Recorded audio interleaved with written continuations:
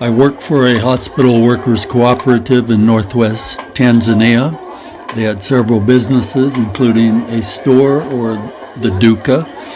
There was no other store in the area as good as this one, as small as it was. Dry goods. We also had a boat, a 45-foot wooden boat with a diesel engine.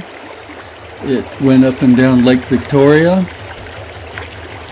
It would take people as much as goods to the town of Musoma, or we would go all the way down to Mwanza, where there was a railhead from Dar es Salaam, where we could pick up goods for the hospital. This boat had a high front prow. It could go right up on the shore at different villages along the lake shore. We had a crew of about 4 Tanzanians to run the boat. I made many trips. Here we are coming into a village. People are coming to see the boat.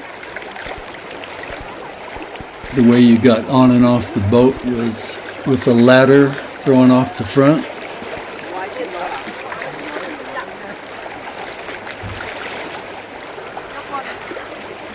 Nice fish eagle watching the goings on. There's the chief of this small area.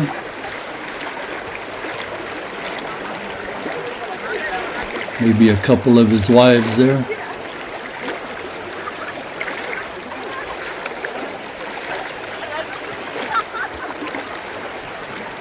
The captain of the boat is helping passengers get on. He didn't wear his best pants while working.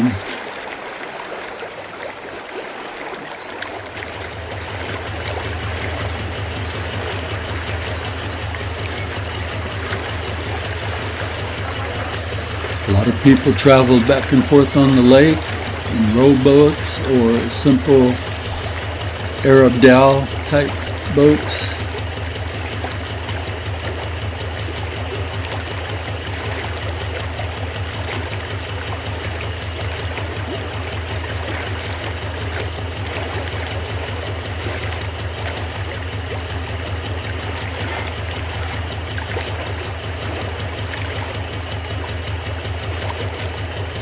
Here we are coming into the town of Musoma.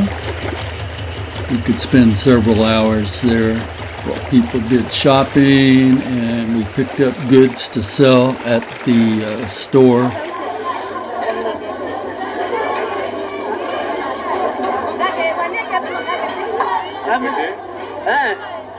The boat was called the Sharati. That was the name of the village where we lived.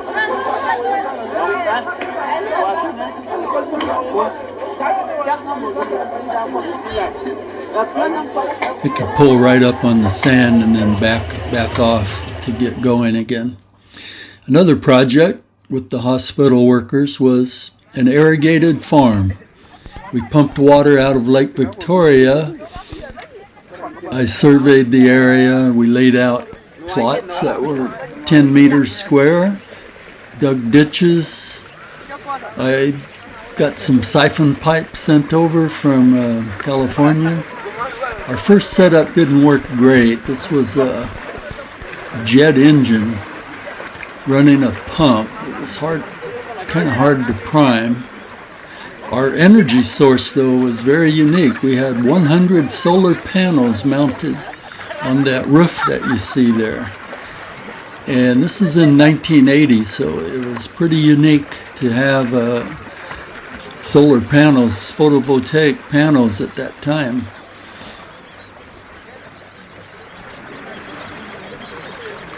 So we laid out the farm. Hospital workers were given plots, 1 or 2 plots of land, which they had to dig up themselves.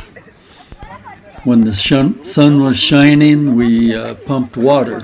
There was no battery or no grid to supplement the system.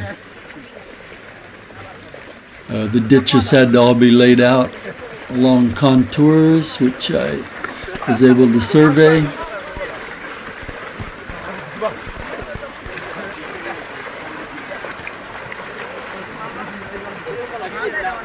We hired a couple full-time workers just to run the irrigation system and to help dig the ditches.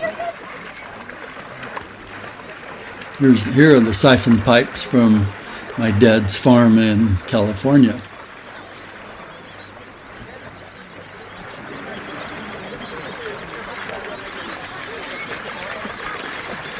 To get water up the hill from the lake shore, we had to get these pipes put together. Quite frankly, we had some trouble getting these pipes to slide together, but it worked eventually.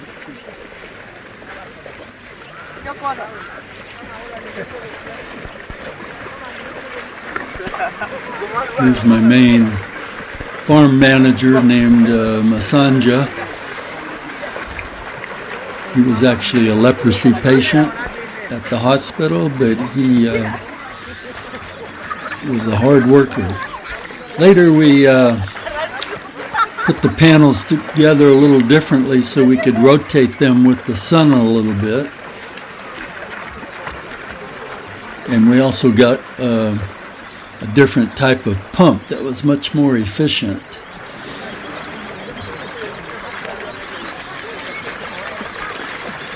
A little Vaseline on the inside of these pipes helped to slide them together.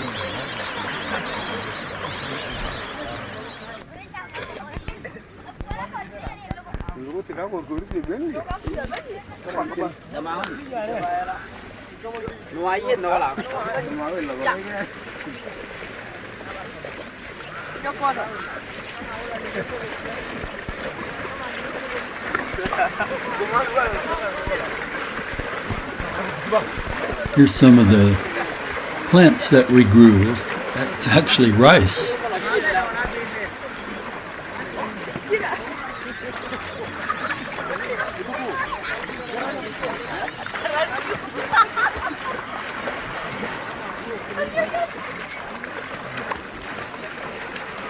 We could flood these fields if they wanted to grow rice.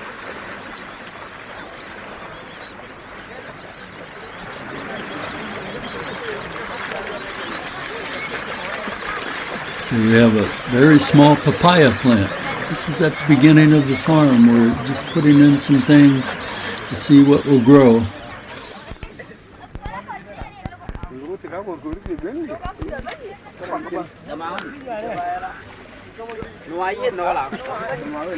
We had about 10 acres that we could irrigate.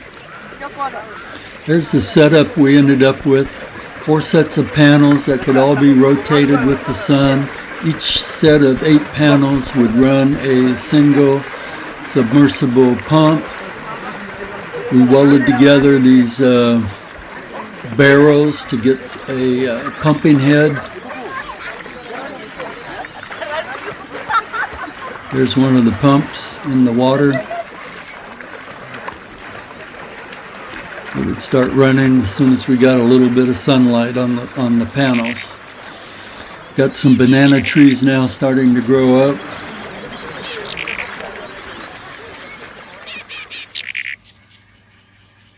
Here's the most mature crop we had. There's a bunch of bananas doing quite well.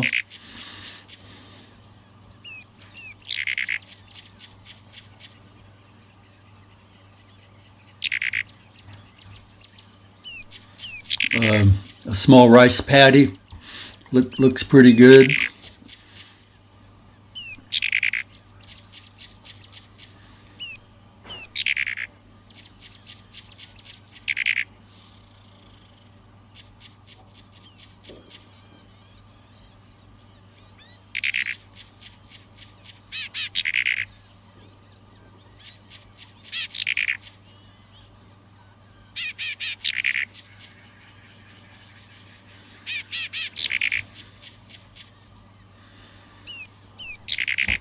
A pretty crowned crane. came down to see what was going on. I drove this motorbike every day to go from where we lived down to the lake shore where the farm was, about a mile away.